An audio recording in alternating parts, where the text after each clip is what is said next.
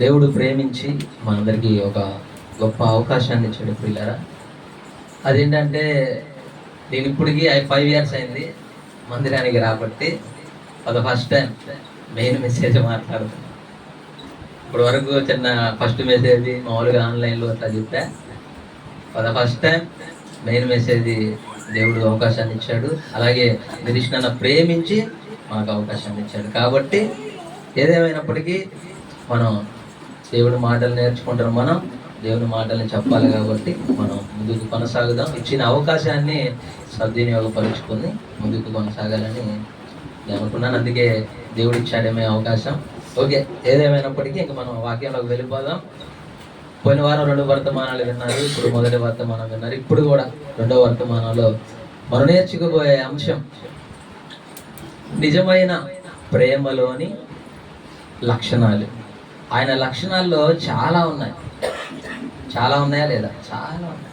వాటిల్లో అన్నీ చెప్పను కానీ ఒక 3 విషయాలు చెప్తా, 3 పాయింట్లు.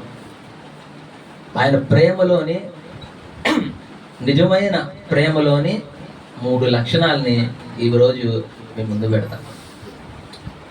ఇప్పుడు అంశంలోనే మనకు ఒక ప్రశ్న రావాలి. నిజమైన ప్రేమ అంటే అబద్ధమైన ప్రేమ కూడా ఉందా? ఉంది, చాలా ఉంది. అబద్ధమైన ప్రేమలో చాలా మంది ఇంకా బ్రతుకుతూనే ఉన్నారు. నిజమైన ప్రేమని తెలుసుకోవాలా ఎవరు? వాటిలో ఒక చిన్న ఎగ్జాంపుల్, ఒక 2 months బ్యాక్ హైదరాబాద్లో జరిగింది సంఘటన. ఆ సంఘటన మీ కళ్ళ ముందు ఉంచుతా. ఇప్పుడు అదేంటంటే తల్లిదండ్రులు, 2 పిల్లలు, మగపిల్లలు, 2 అన్నదమ్ములు ఎంతో గారాభంగా పెంచారు పిల్లల్ని. వాళ్ళు పెంచారు, పెద్ద చేశారు, వాళ్ళకి కావాల్సినవన్నీ ఇచ్చారు, చదువులు చదివించారు. ఎంత ఖర్చు అయినా మంచి ఉద్యోగాలు వచ్చినాయి, పెళ్ళిళ్ళు చేశారు. వాళ్ళు కోటేశ్వర్లు కాకపోతే ఆస్తిపరులు బాగా. సర్లే అని అంతా బాగానే ఉంది, జరుగుతుంది.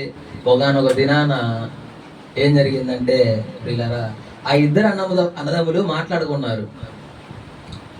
అరే, మనకి చదువు చెప్పించారు, ఇంత చేశారు, వాళ్ళ ప్రేమని మనకి ఇచ్చారు కదా, తల్లిదండ్రులకి మనమేమి ఇద్దామని 2 కొడుకులు ఆలోచించుకొని ఒక నిర్ణయానికి వచ్చారు. ఆస్తి మాత్రం చాలా ఉంది. కొడుకులకి ఏమేం కావాలో అన్ని సమకూర్చారు తల్లిదండ్రులు ప్రేమగా.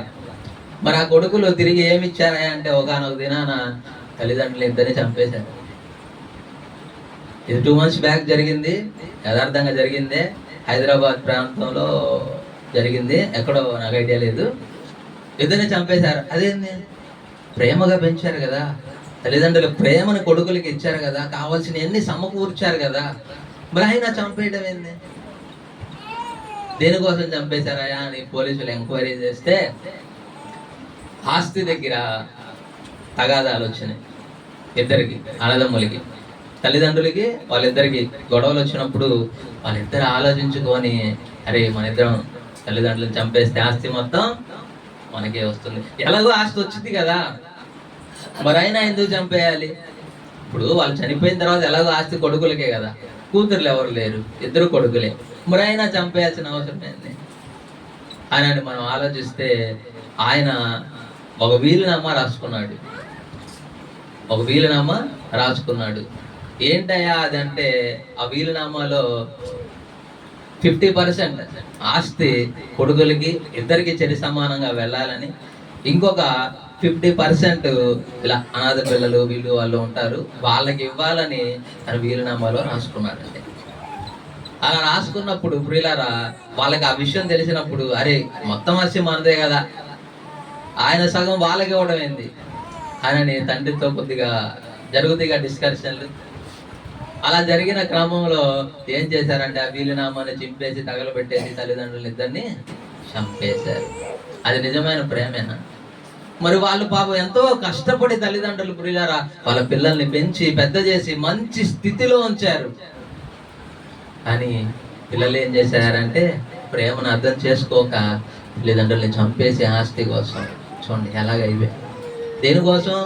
ఆస్తి ఉంటుంది, అది ఆస్తి మనకి ఉండదు. వీళ్ళు చనిపోయిన వీళ్ళ పిల్లలు కూడా అలాగే ఆలోచించారని గ్యారంటీ ఏంది? అవునా? ఇప్పుడు ఆయన తల్లిదండ్రులను చంపాడు, రేపటి రోజు నీ పిల్లలు కూడా నిన్ను చంపరని గ్యారంటీ ఏంటి? ఉందా? అది నిజమైన ప్రేమేనా అసలు? కాదండి. చూడండి, కొన్ని సందర్భాల్లో తల్లిదండ్రులు పిల్లలకి కావాల్సినవన్నీ ఇస్తూ ఉంటారు, వాళ్ళ ప్రేమను పంచుతూ ఉంటారు. కానీ పిల్లలు తల్లిదండ్రుల దగ్గర నుంచి ఏదైనా పొందాలంటే ప్రేమను నటిస్తారు. అవునా కాదా? ఇప్పుడు మామూలుగా తల్లిదండ్రుల్ని పిల్లలు ఎలా చూస్తారంటే, ఏమైనా అవసరాలు ఉన్నాయి అనుకోండి, ఎంత ప్రేమ పొంగిస్తారో. నటన చెప్తాను, ఎగ్జాంపుల్ చెప్తున్నా. నానా నాకు అది కావాలా, నానా ఇంక తిరుగుతూ ఉంటారు, ప్రేమ కనపరుస్తూ ఉంటారు, కానీ అది నిజం కాదు. అప్పుడు ఆ కొద్దిసేపు వాళ్ళ అవసరాలు తీర్చుకోవడానికి మాత్రమే ప్రేమను ఉపయోగిస్తారు. అవునా కాదా?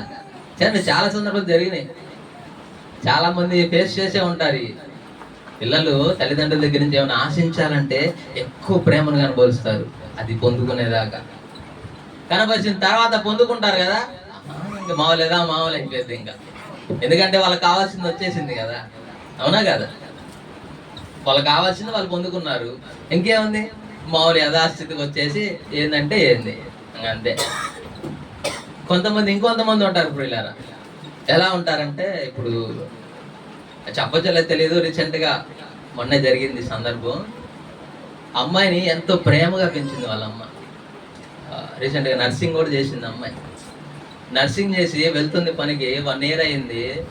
ఎవరో ఇన్స్టాగ్రామ్లో పరిచయం అయ్యారు, మొహం జోళ్ళ, మనిషిని జోళ్ళ.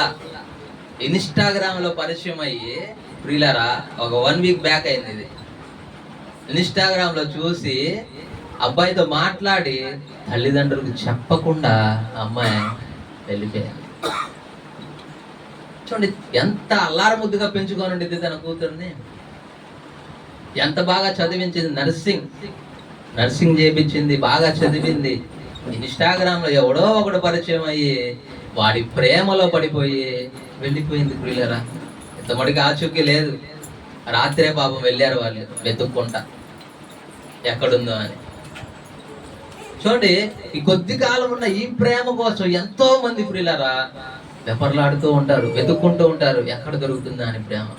ఇంకొన్ని ప్రేమలు అయితే ప్రియులరా ఎలా ఉంటాయంటే, శారీర సుఖాలని పొందుకోవడానికి ప్రేమిస్తూ ఉంటారు కొంతమంది. వాళ్ళ అవసరం తీరంగానే నువ్వెవరో నాకు తెలియదు అన్నట్టుగా ప్రవర్తిస్తూ ఉంటారు. చూడండి, ఈ ప్రేమ అనేక విధములుగా ఉపయోగిస్తూ ఉంటారు అందరూ. ఇవన్నీ అబద్ధమైన ప్రేమ, అంటే కొద్ది కాలం ఉండే ప్రేమ. మరి ఈ ప్రేమ కోసం అనేక మంది ప్రియులారా వెంపర్లాడుతూ ఉంటారు. ప్రేమని నటిస్తూ ఉంటారు కొంతమంది దగ్గర, మన ఉద్యోగాల్లో కానివ్వండి, ఎక్కడైనా సరే. తన యజమాని చూడండి, ఒక పనప్ప చెప్పినప్పుడు పని చేసి కొంతమంది చెయ్యక నటించి ఎంతో ప్రేమను కానీ తప్పించుకోవడానికి ఎంత ప్రేమను కనబరుస్తారో. అవునా కదా? చూడండి, చాలా చోట్ల కూడా ప్రేమని కనబరుస్తారు, కానీ అది కొద్దిసేపే ఉంటుంది. కానీ నిజమైన ప్రేమ కాదు ప్రియులరా. తల్లిదండ్రులు కూడా మనల్ని నిజంగా ప్రేమించరు, పిల్లలు కూడా తల్లిదండ్రులు నిజంగా ప్రేమించరు. ఇందాక విన్నాం చూడండి, ఎంతో అల్లార ముద్దుగా పెంచుకున్న 2 కొడుకులు తన తల్లిదండ్రులు ఇద్దరిని చంపేసి ఆస్తి కోసం చంపేశారు ప్రియులరా. అలాగే ఒక అమ్మాయి కూడా తన తల్లిదండ్రులు ఎంతో ప్రేమగా పెంచారు. తండ్రి లేడండి అమ్మాయికి. తండ్రి లేనప్పటికీ ఆ తండ్రి అన్ని చూసుకొని పెద్ద చేస్తే, ఆ తల్లి ప్రేమను అర్థం చేసుకోక ఎవడో ఒకటి ఇన్స్టాగ్రామ్లో పరిచయం అయ్యాడని చెప్పి వెళ్ళిపోయింది. ఎక్కడుంది ఆ అమ్మాయి? తల్లి ప్రేమకు అర్థం ఉందా? ఆ అమ్మాయికి అర్థం చేసుకుందా? చేసుకోవాలా. వాళ్ళు ఏమైపోతే నాకెందుకు, నేను బాగుండాలి అని అనుకొని వెళ్ళిపోయింది. ఇప్పుడు ఎక్కడుందో కూడా ఐడియా లేదు. ఒక చోట ఉందని తెలిసింది, వెళ్ళారు. దొరకచ్చు, దొరకపోవచ్చు. చూడండి, ఆ ప్రేమను వెంబడించి వెళ్ళిపోయిందా. మరి ఇవన్నీ నిజమైన ప్రేమ అంటారా? ఆలోచించండి, నిజమైన ప్రేమేనా? ఇది కల్పితమైన ప్రేమ. కొద్దిసేపే అంతే, తర్వాత ఉంటుందా? ఉండదండి, ఉండదు.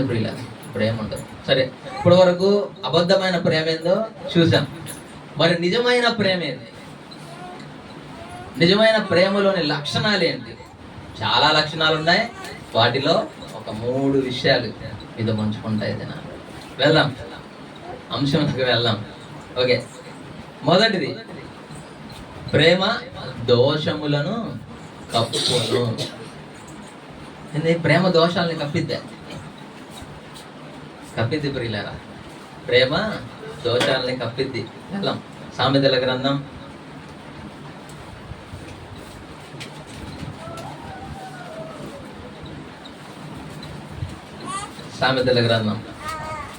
10వ అధ్యాయం 12వ వచనం చదువుదాం. సామెతల గ్రంథం 10వ అధ్యాయం 12వ వచనం. పగ కలహమును రేపును, ప్రేమ దోషములన్నిటినీ కప్పును. ఆగుదాం. ఏంటంట? పగ కలహాన్ని రేపిద్ది ప్రియులారా. ఇప్పుడు ఒక ఇద్దరు పగతో ఉన్నారు, వారిద్దరి మధ్యకి మనం ఎవరైనా వెళ్ళినా వాళ్ళ పగతో రగిలిపోతే వీళ్ళని కూడా ఏమైనా చేసే అవకాశం ఉంటుంది, అవునా కదా? ఎందుకంటే వాళ్ళు పగతో రగిలిపోతూ ఉంటారు. పగ కలహాన్ని పెంచుద్ది, ఇంకా ఎక్కువ చేసిద్ది, అవునా కదా? గమనించండి, అదే తెలియజేస్తున్నాడు ప్రియులారా. పగ కలహమును రేపితే అని ప్రేమ ఏం చేసిద్దంట? ప్రేమ దోషములన్నిటినీ కప్పిద్ది ప్రియులారా. ప్రేమ ఉంటే ఆ దోషాలను కూడా మనం కప్పగలం ప్రియులారా. చూడండి, మన పిల్లలు ప్రియులారా ఏదైనా చిన్న చిన్న తప్పులు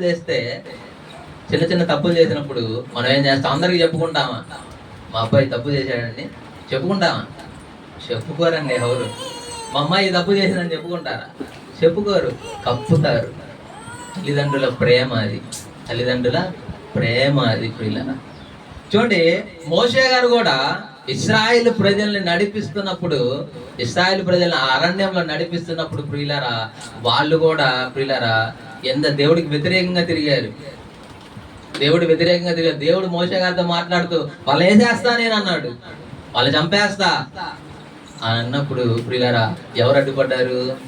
మోషే గారు అడ్డుపడ్డారు. ఆ దోషాలన్నీ నా మీద వేసుకుంటానయా నేను, ఆయన మీద వేసుకున్నాడు ప్రియులారా. వాళ్ళని విడిచిపెట్టు అని దేవునికి మొరపెట్టాడు. మోషే గారు అడ్డుపడ్డాడు, లేకపోతే ఎప్పుడో ఆరణ్యంలో మొదట్లోనే వాళ్ళు నశించిపోయేవారు ప్రియులారా. ఆ దోషములన్నీ నా మీద వేయి అని అన్నాడు ప్రియులారా. అది పాత నిబంధనలో మోషే గారైతే మరి కొత్త నిబంధనలో యేసుక్రీస్తు ప్రభువారు. మనం ఎన్ని దోషాలు చేశాం మనందరికీ తెలుసు, మనం ఎలా బ్రతికాము అని. వాటన్నిటిని కప్పాడు కదా. వాటన్నిటిని కప్పి ఒక అవకాశాన్ని ఇచ్చాడు కదా మనకి. ప్రియులారా, మనకి ఇచ్చాడు. ఆ అవకాశాన్ని మనం సద్వినియోగపరచుకోవాలి. ఇదే సామెతల గ్రంథం 17వ అధ్యాయంలో ఇంకొక మాట ఉంటుంది, అది కూడా చెప్తాం. సామెతల గ్రంథం 17వ అధ్యాయం 9వ వచనాన్ని మనం చదువుతాం. ప్రేమను వృద్ధి చేయగోరువాడు తప్పిదములు దాచిపెట్టు. ఆగుదాం. ఏంటంట? ప్రేమను వృద్ధి చేయగోరువాడు అంటే ప్రేమను ఇంకా పెంచేవాడు తప్పిదములు దాచిపెట్టును. అంటే తప్పిదాలు ఏం తప్పు చేసినా సరే దాన్ని దాచిపెడుతూ ఉంటాడు. ఎందుకంటే ప్రేమను ఇంకా పెంచాలి కదా. ఇప్పుడు యేసుక్రీస్తు ప్రభుని మనం అందరం ప్రేమను పొందుకున్న మనం తప్పిదమ్ములు దాచిపెట్టాలి కదా. ఎందుకంటే ఆ ప్రేమ నువ్వు దాచిపెట్టలేదనుకో, ఎదుటి వారిని కనపరచలేదనుకో, వాడు ఇంకా తప్పిదమ్ములు చేస్తాడేమో, ఇంకా పాపములు పడిపోతాడేమో అని గ్రహించాలి. అది గ్రహించి ప్రేమను వృద్ధి చేయగోరువాడు తప్పిదమ్ములు దాచిపెట్టును. జరిగిన సంగతి మాటికి ఎత్తువాడు మిత్రభేదము చేయును. ఇప్పుడు ఒక సంఘటన జరిగింది ప్రియులారా, ఒక తప్పు జరిగింది అనుకోండి, అది తెలిసింది. మనం దారిలో వెళుతున్నప్పుడల్లా ఆ తప్పుని ఎత్తి చూపిస్తారా? చాలా మంది చూపించే వాళ్ళు ఉన్నారు. అలా ఎత్తి చూపకుండా ప్రియులారా కప్పాలి. ప్రేమను వృద్ధి చేయాలంటే తప్పిదాన్ని దాచిపెట్టాలి. అలా దాచిపెట్టినప్పుడు జరిగిన సంగతి మాటికి ఎత్తువాడు మిత్రభేదము చేయువాడు. చూడండి, మిత్రభేదం చేస్తాడంట. కాబట్టి మనం ఏం చేయాలంటే తప్పిదములన్నిటినీ దోషములన్నిటినీ దాచిపెట్టాలి. చూడండి, వ్యభిచారం ముందు పట్టబడిన స్త్రీని అందరూ తీసుకొచ్చి రాళ్లతో కొట్టి చంపాలని చూస్తారు. అంటే బట్టబయలు చేశారు ఆమె దోషాలన్నిటినీ. కానీ ప్రభు యేసుక్రీస్తు ప్రభు అయితే కప్పాడు ప్రియులారా. ఏమని పిలిచాడు? అమ్మా అని పిలిచాడు. మనమైతే పిలుస్తామా? మనం పిలుస్తామా? ఎవరా ఇది ఆ తప్పు చేస్తుందంట, ఆ డోయిపు వెళ్ళమాగండి అని మనం అంటాం. అది మానవ లక్షణం, స్వభావం మనది. కానీ ఆయన కూడా మానవుడుగానే పుట్టి వీళ్ళారా చూడండి, వ్యభిచారం ముందు పట్టబడిన స్త్రీని అమ్మా అని పిలిచి ఆమె దోషములన్నిటినీ కప్పాడు. ఆమె దోషాలన్నీ కప్పాడు, అమ్మా అని పిలిచాడు. కానీ మనమైతే ఎలా ఉంటామంటే, అమ్మాని కాదు కదా, ఆమెను అసలు మన ధ్యాయులకే రానియం, అలా చూస్తాం. ఇది ఇన్నాళ్ళు బాగా బ్రతికిన ఆమెని ఒక్కసారి ఒక్క తప్పు ఆమెలో కనపడితే మనం అయితే ఇంకెలా చూస్తామంటే నీచంగా చూస్తాం. పిల్లలు ఈ సమాజం ఎలా చూసిందంటే చాలా చండాలంగా మాటలు ఇంకా చాలా ఉంటాయి, అవన్నీ చూపిస్తూ ఉంటారు. కానీ ఆయన అయితే ఆయన ప్రేమను కనబరిచాడు అక్కడ ఆమె దగ్గర. ఆమె దోషాన్ని కప్పాడు, కప్పి ఒక అవకాశం ఇచ్చాడు, వెళ్ళమ్మా అని. మనమైతే వెళ్ళుకాదు కదా, అసలు ఈ ప్రాంతంలో నుంచి వెళ్ళగొడతాం వాళ్ళు, అలా ఉంటాం మనం. అని ప్రియులారా చూడండి, ఈ ప్రేమ ఏం చేసిద్దంటే, ఈ ప్రేమ దోషములని కప్పిద్ది. ప్రియులారా, ప్రేమను వృద్ధి చేయగోరువాడు తప్పిదములు దాచిపెట్టును, జరిగిన సంగతి మాటి మాటికి ఎత్తువాడు మిత్ర భేదము చేయను. కాబట్టి మనం గమనించాలి ప్రియులారా, మనం గమనించుకోవాలి. ఇదే ప్రేమ ఇంకేం చేసిద్దో ఇంకొక మాట చూసుకుందాం. మొదటి పేతురు గారు రాసిన మొదటి పత్రిక, పేతురు గారు రాసిన మొదటి పత్రిక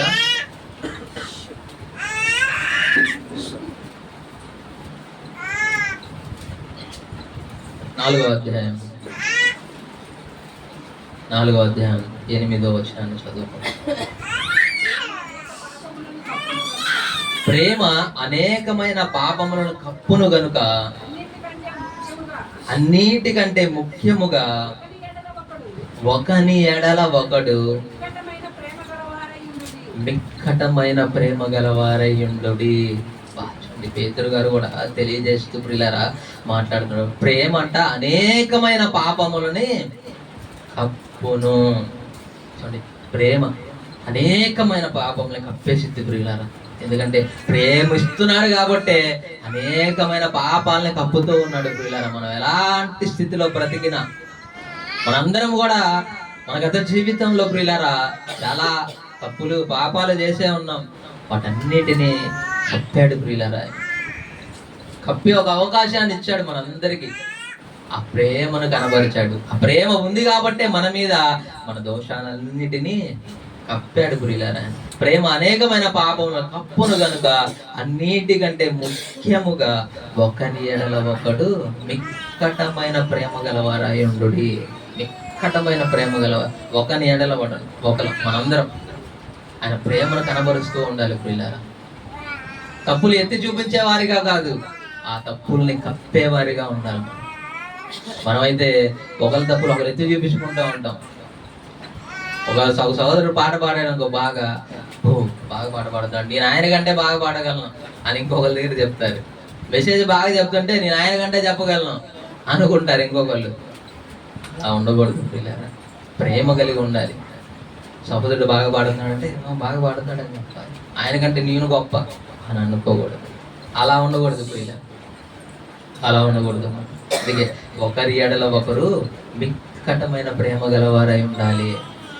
చూడండి, ఈ నిజమైన ప్రేమలోని మొదటి లక్షణం ప్రేమ దోషములను కప్పిద్ది అని మనం తెలుసుకున్నాం. ఇక రెండవ పాయింట్లోకి వెళ్దాం.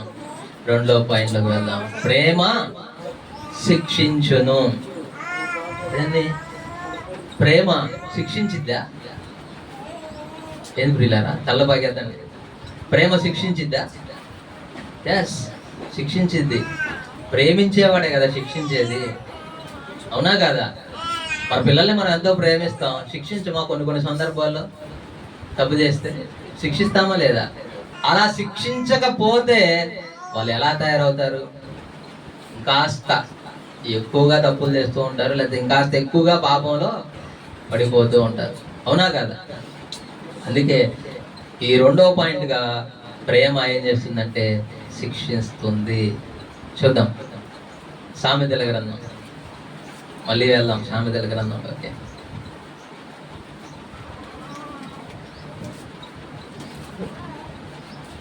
సామెతల గ్రంథం 3వ అధ్యాయం 11 నుంచి చదువుతాం. చూడండి ఏమని మాట్లాడుతున్నాడంటే, నా కుమారుడా యెహోవా శిక్షను తృణీకరింపవద్దు, ఆయన గద్దింపునకు విసుగవద్దు. ఆగుదాం. చూడండి పిల్లరా, నా కుమారుడా యెహోవా శిక్షను తృణీకరించవద్దు, నెట్టేయవద్దు. ఆయన శిక్షకు తృణీకరింపవద్దు, ఆయన గద్దింపుకు విసుక్కోవద్దు. ఆయన గద్దిస్తున్నాడంటే ఎవరైనా సేవకుల ద్వారా పిల్లరా మనకు గద్దింపు వచ్చిందంటే కొంతమంది విసుక్కుంటారు. నేను ఒక చిన్న సందర్భం చెప్తాను మీకు. అది నా దగ్గర జరిగింది. తెలిసిన నా స్టార్టింగ్ లో మమ్మల్ని అందరూ నడిపించేటప్పుడు ప్రతిరోజు అక్కడ ఇక్కడ ఫోన్లు చేసి విసిగిస్తా ఉండేవాడు. ఏందైనా ఇప్పుడు విసిగిస్తా ఉండేవాడు అనుకునేవాడిని స్టార్టింగ్ లో. నిలిచినానైతే ప్రతిసారి నేను స్టార్టింగ్ లో వచ్చినప్పుడు 2021 ఫిబ్రవరి 7వ తారీఖున నేను బాప్టిజం తీసుకున్నా. అప్పటి నుంచి ఎన్నో ఫోన్ కాల్స్ చేసేవాడు. డైలీ పనిలో ఉన్నా ఇంటికాడున్నా ఖాళీగా ఉండొద్దు, దేవుని పరిచయంలో ఉండాలని స్టార్టింగ్ లో ఉన్నప్పుడు ఇసిగించేవాడు. నేను అనుకునేవాడిని, ఏంది ఇట్లా ఇసిగిస్తున్నాడు, ఎక్కడున్నా రామంటున్నాడు, పరిగెత్తమంటున్నాడు, ఉరకమంటున్నాడు అని అనుకునేవాడిని. కాలం గడిచే కొద్దీ ప్రియులరా అసలు ఎందుకు ఇలా చేశాడా అని తర్వాత నాకు అర్థమైంది. లోకంలో ఉంటే పోతావురా బాబు, దేవుడి పనుల్లో ఉంటే బ్రతుకుతావు, యుగాలు బ్రతుకుతావు అనే కదా నన్ను గద్దించింది అని నేను అప్పుడు తెలుసుకున్నాను. ప్రియులరా నిరీక్షణ ఆ దినాల్లో చెప్పింది మంచిదే, ఆ గద్దింపు నాకు మంచిదే అని నాకు తర్వాత తెలిసింది. అలా ఉండకపోతే ఎప్పుడో పోయేవాడిని, ఆ కరోనానే పోయేవాడినేమో. క్వారంటైన్లో ఉన్నాం మేమంతా, కొంతమంది అప్పుడే పోయేవాళ్ళమేమో. ఆ గద్దింపుని విసుక్కోకూడదు ప్రియులారా, విసుక్కోకూడదు. నా కుమారుడా యెహోవా శిక్షను తృణీకరింపవద్దు. ఆయన శిక్షిస్తాడు, ఎందుకంటే మనల్ని ప్రేమించాడు కదా. ప్రేమించిన దేవుడు శిక్షించడా? మన పిల్లల్ని మనం ప్రేమించాం, శిక్షించాం మా పిల్లల్ని. అలాగే మనల్ని అందరినీ కన్న తండ్రి కూడా మనం శిక్షిస్తాడు ప్రియులారా. ఆయన శిక్షను మనం తృణీకరించకూడదు, విసుక్కోకూడదు. ఆయన గద్దించినప్పుడు విసుక్కోకూడదు. ఆయనే డైరెక్ట్ గద్దిస్తాడా? లేదు, తన సేవకుల ద్వారా గద్దింపు మన గాడికి వచ్చినప్పుడు ప్రియులారా మనలో ఉన్న వాటిని మనం సరి చేసుకోవాలి. సరి చేసుకుంటూ మనం ముందుకు వెళ్ళాలి. తర్వాత కింద మాట తండ్రి తనకు ఇష్టడైన కుమారుని గద్దించు రీతిగా యెహోవా తాను ప్రేమించు వారిని గద్దించును. చూడండి, తండ్రి తనకి ఇష్టడైన కుమారుని గద్దించు రీతిగా. మనం కూడా మన పిల్లల్ని గద్దిస్తూ ఉంటాం కదా.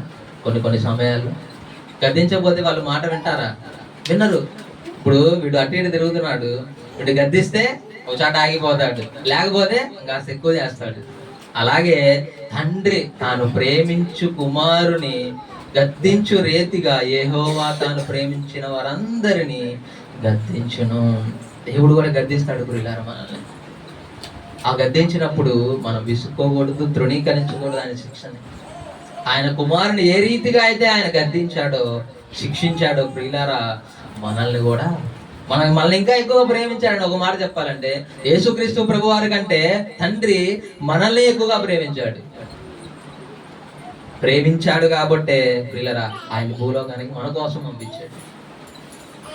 అవునా కదా? ఆయన మనల్ని ప్రేమించాడు, మనం ఆయన ప్రేమించాల. మొదట్లో మనం ఆడ ప్రేమించాం, లోకంలో ఉన్న ప్రేమలను వెంబడించి తిరుగుతున్నప్పుడు ప్రియులారా ఎవరో ఒక సేవకుల ద్వారా గద్దింపు మన దగ్గరకు వచ్చినప్పుడు మనం రియలైజ్ అయ్యాం. నేను కూడా 2021లో మా అమ్మాయి పుట్టినరోజు అయితే ప్రార్థన పెట్టించా ఇంటి దగ్గర. ఆ ప్రార్థన పెట్టినప్పుడు ఒక మాట నన్ను కదిలించింది ప్రియులారా. నేను ఇంతకుముందు చిన్నప్పటి నుంచి మా ఇంటి దగ్గర చర్చీలు ఉండేవి, అవన్నీ ఉండేవి. చాలా ఇసుక్కునేవాడిని, ఏం నీళ్ళు పొద్దునే గోల అని. మైకులు పెట్టి చంపుతా ఉండేది, మా ఎదురే ఉండేది మందిరం. ఆశ్రయించుకునేవాడిని, తిట్టుకునేవాడిని. అలా తిట్టుకుంటే నన్ను ప్రియులారా ఒకానొక 10 సంవత్సరాలు 20 సంవత్సరాల తర్వాత దేవుడు పట్టుకున్నాడు. ఎవరి ద్వారా? నిరీక్షణ ద్వారా. మా ఇంటి దగ్గర ప్రార్థన పెట్టినప్పుడు ఒక పాట వేశారు, పుట్టుకతో వచ్చిన పాట. అది ఆ పాట చూసి అసలు ఈ పాట ఎలా రాశారని అప్పుడు కొద్దిగా ఆలోచనలోకి వెళ్ళా. ఆ నైట్ ఫుల్ వర్షం, ఆ వానలో కూడా ప్రార్థన జరిగింది, దేవునికి మహిమ అది. ఎవరు వెళ్ళిపోవాలి ఆ వాన పడ్డప్పటికి. ఆ పక్కన ఇళ్ళలో అక్కడ ఉన్నారు. పాస్టర్ గారు అయితే మెసేజ్ చెప్తానే ఉన్నాడు వాన పడుతున్నా. అసలు ఏంది ఇది, అసలు ఏంది ప్రేమ, మన ఎందుకు బ్రతికాము, ఏంది అసలు మన సంగతి ఏంది అని చెప్పి ఆలోచన ప్రారంభించాక నేను ఆయన ప్రేమను తెలుసుకోవడానికి ప్రారంభించా. అప్పుడే మొదటి అడుగు వేశా 2020 చివరిలో, డిసెంబర్లో. సెప్టెంబర్ 9వ తారీఖు అమ్మాయి పుట్టినరోజు జరిగింది.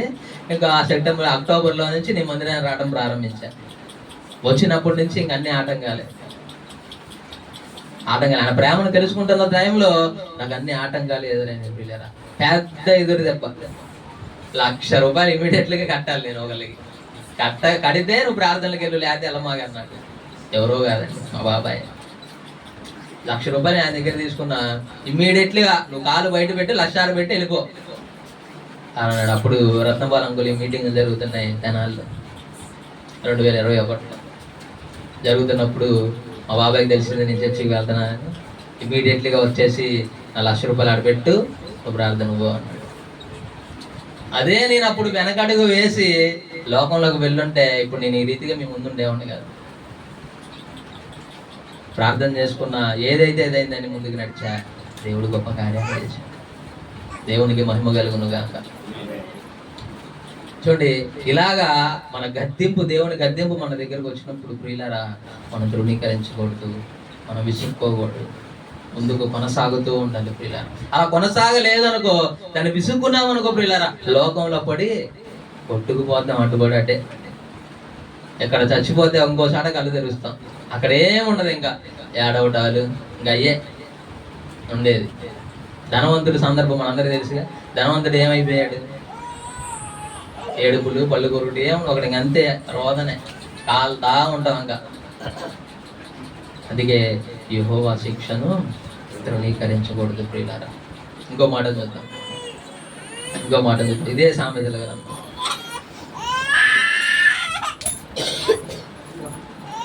ఇదే సామెతల గ్రంథం 13వ అధ్యాయం 24వ వచనాన్ని చదువుతాం. 13:24.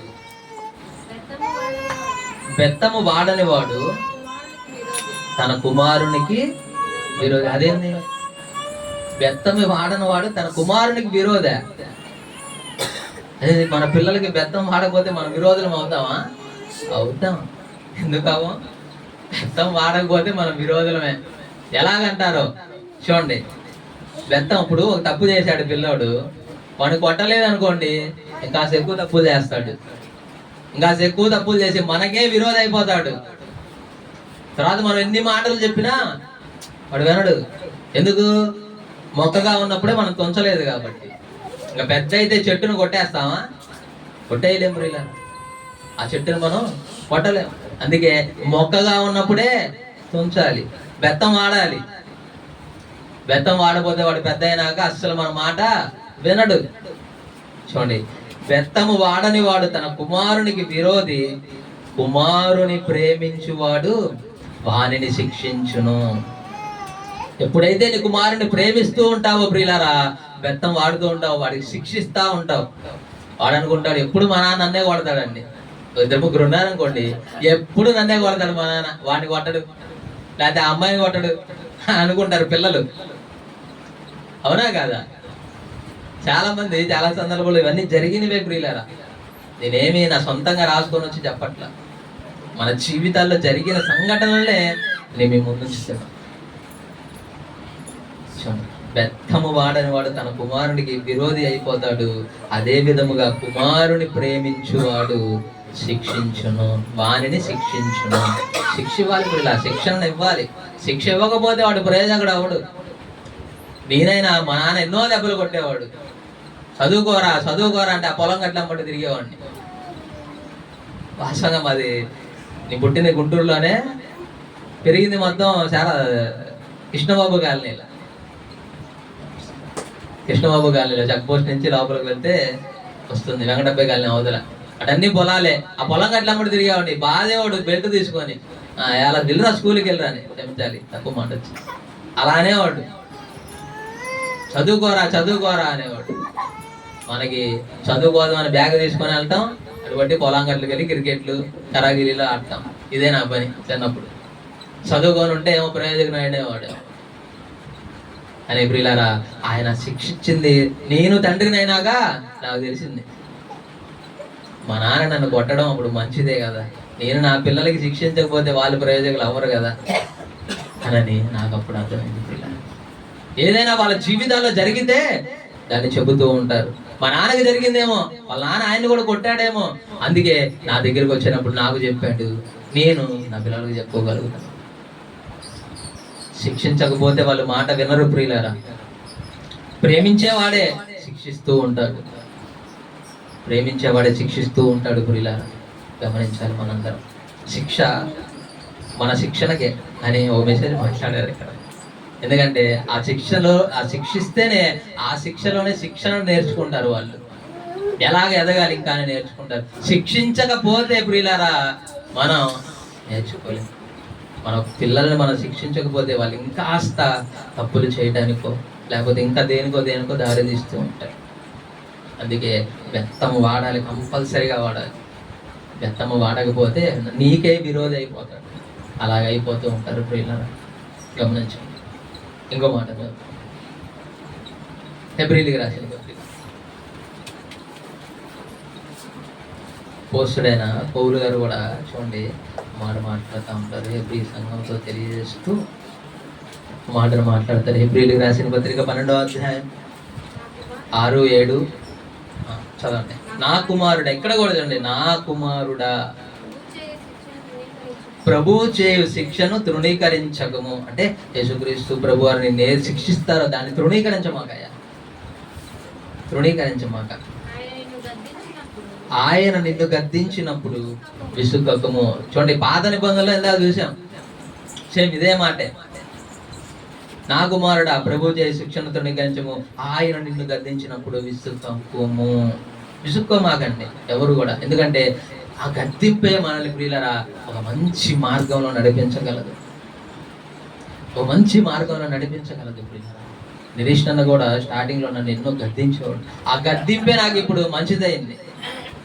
మన వెనక ఒకరు మన గద్దిస్తున్నారు అంటే మన మేలుకే, మన ప్రేమించాడు కాబట్టి గద్దించాడు, అవునా కాదు? మనల్ని ప్రేమించారు కాబట్టి ప్రియులరా గద్దిస్తూ ఉంటారు ప్రియులరా, గద్దిస్తూ ఉంటారు. చదువు. ప్రభువు తాను ప్రేమించు వారిని శిక్షించి తాను స్వీకరించు ప్రతి కుమారుని దండించుచు అని కుమారులతో సంభాషించినట్లు మీతో సంభాషించుచు ఆయన హెచ్చరికను మరచితిరి. ఆయన హెచ్చరికను మర్చిపోయాం మనం అందరం. ఎలాగంట, ప్రభువు తాను ప్రేమించు వారిని శిక్షించి, మనందరినీ ప్రేమించాడు కాబట్టి ప్రియరా అప్పుడప్పుడు శిక్షిస్తూ ఉంటాం. మనం వాటిని గ్రహించుకోక చాలా మంది ఏమనుకుంటారు చెప్పనా, చాలా మంది దేవుళ్ళకి వచ్చామయ్యా మంచి జరిగింది అనుకున్నాం, ఏంది బాధలు మాకు అనుకుంటారా అనుకోరా? శిక్ష మంచిదే ప్రియులారా. శిక్షించేవారు లేకపోతే మన మాట వినేవాళ్ళం కాదు. మనం వింటామా? వినం. తల్లిదండ్రుల మాట పిల్లలు వింటారా? కొన్ని సందర్భాల్లో వినరు.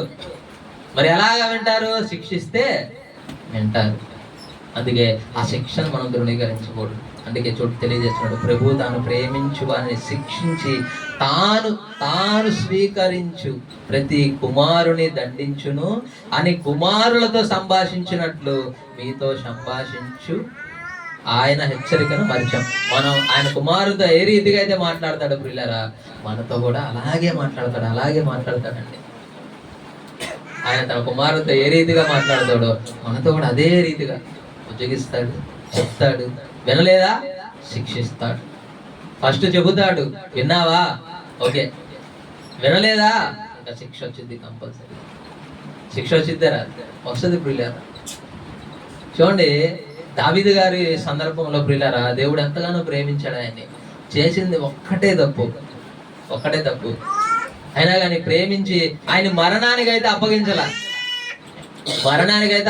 కానీ శిక్ష వచ్చింది ఆయనకి. శిక్షలన్నిటినీ మనస్పూర్వకంగా అనుభవించాడండి. మనస్పూర్వకంగా అనుభవించాడు. ఆయన ప్రేమ ఉంది కాబట్టి ప్రియులరా, ఆయన చేసిన ఒక్క తప్పును బట్టి ఆయన క్షమించి ఆయనకు ఒక అవకాశాన్ని ఇచ్చాడు. ఎందుకంటే ప్రేమించాడు కాబట్టి. అపోస్తలుల కార్యాల్లో ఉన్నది, నా ఇష్టానుసారుడు ఆయన మనుష్యుడు అని.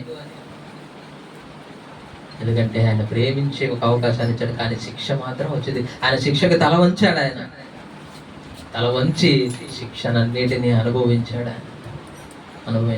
చూడండి, ఈయన కూడా తెలియజేస్తున్నాడు, మీ తాను స్వీకరించి ప్రతి కుమారుని దండించును అని కుమారులతో సంభాషించినట్లు మీతో సంభాషించు. ఆయన హెచ్చరికను మీరు మర్చిపోయారు. ఆ హెచ్చరికను మీరు మర్చిపోయి తిరుగుతూ ఉన్నారు అని మళ్ళీ మరలా తెలియజేస్తూ ఉన్నాడు. ప్రియులారా, మరలా తెలియజేస్తున్నాడు. 7వ వచనం చదువుదాం. శిక్షా ఫలము పొందుటకై మీరు సహించుచున్నారు.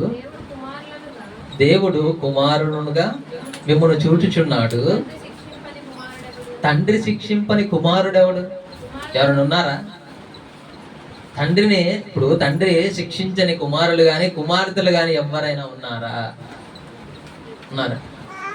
ఎవరు ఉండరు. ఎందుకంటే పిల్లల్ని మనం శిక్షిస్తూనే ఉంటాం. తండ్రి కుమారుని కానీ కుమార్తెని శిక్షింపనే తండ్రి ఎవ్వరు లేరండి లోకంలో. ఉన్నారు ఎవరైనా? నా కొడుకు చాలా బెస్ట్, నేను ఇంతమడిగా ఆయన ఏమనలేదండి.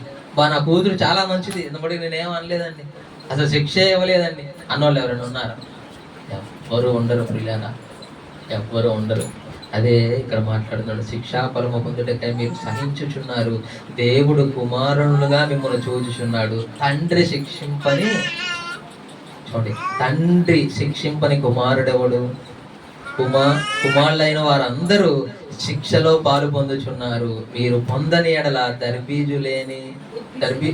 దర్బీజులే గాని కుమారుడు కారు. స్పష్టంగా తెలియజేస్తున్నాడు. దర్బీజులే గాని కుమారులు కారు మీరు. ఆ శిక్షని మనం తృణీకరించకూడదు.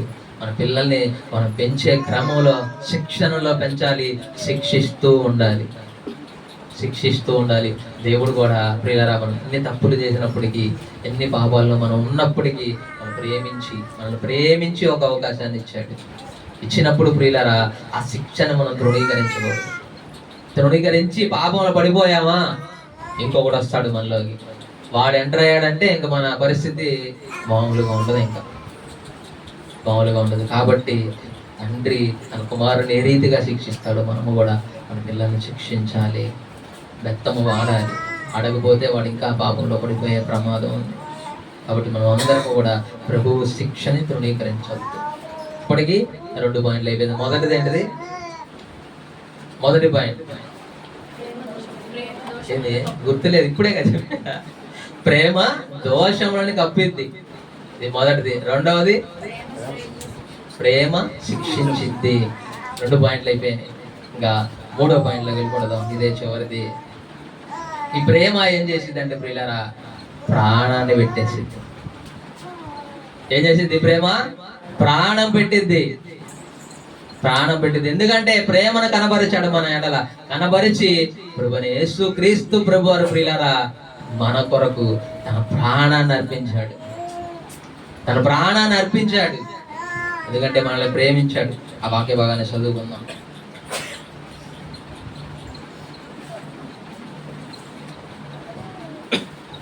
మొదటి యోహాను రాసిన పత్రిక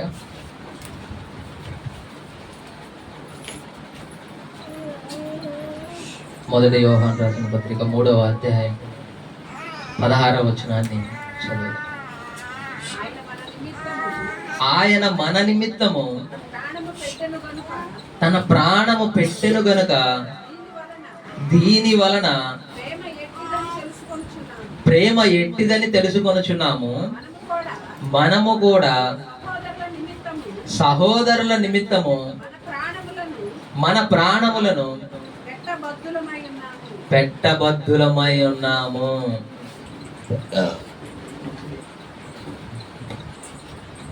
చూడండి ఏంటంట, ఆయన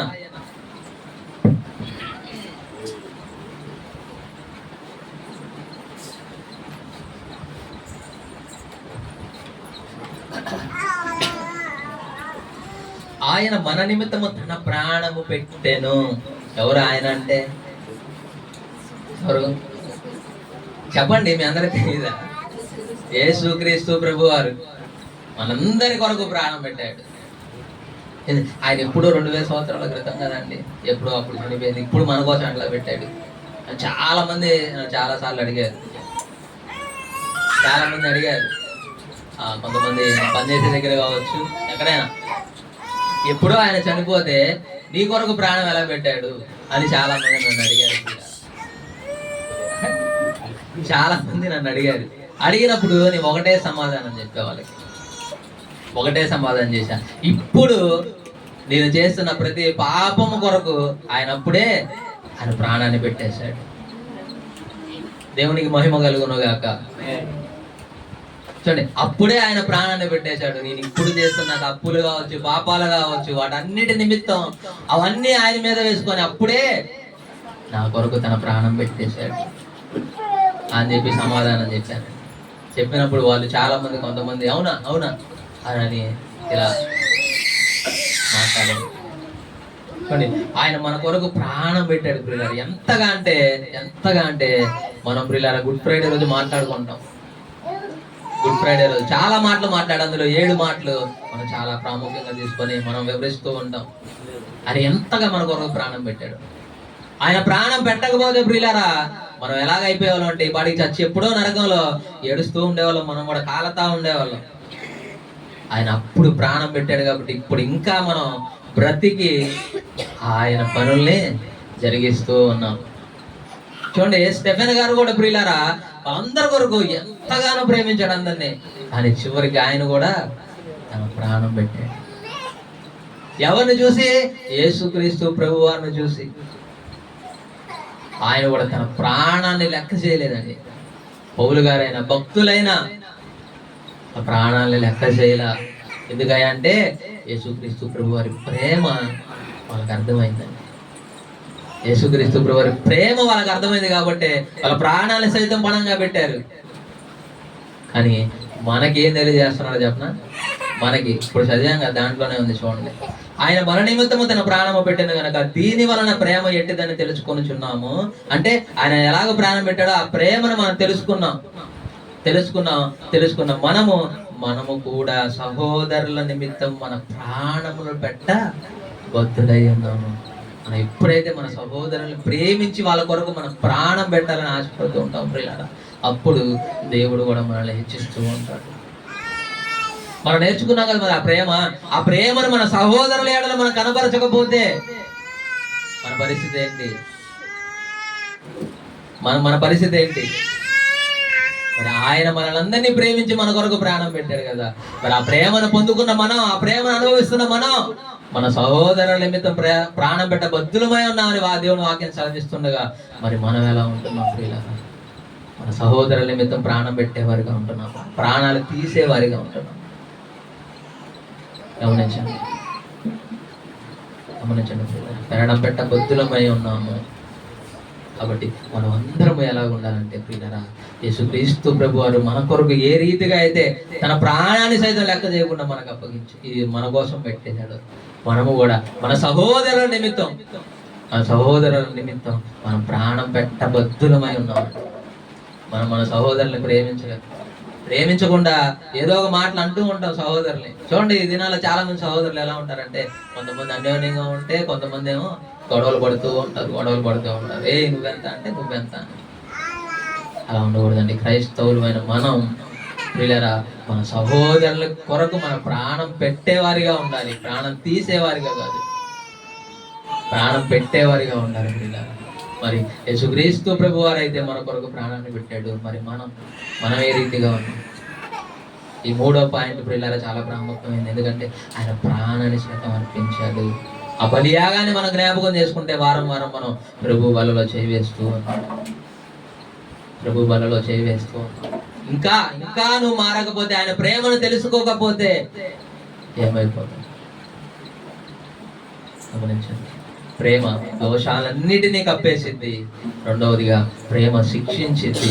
3వదిగా ప్రియులారా ప్రేమ ప్రాణం పెట్టేసింది.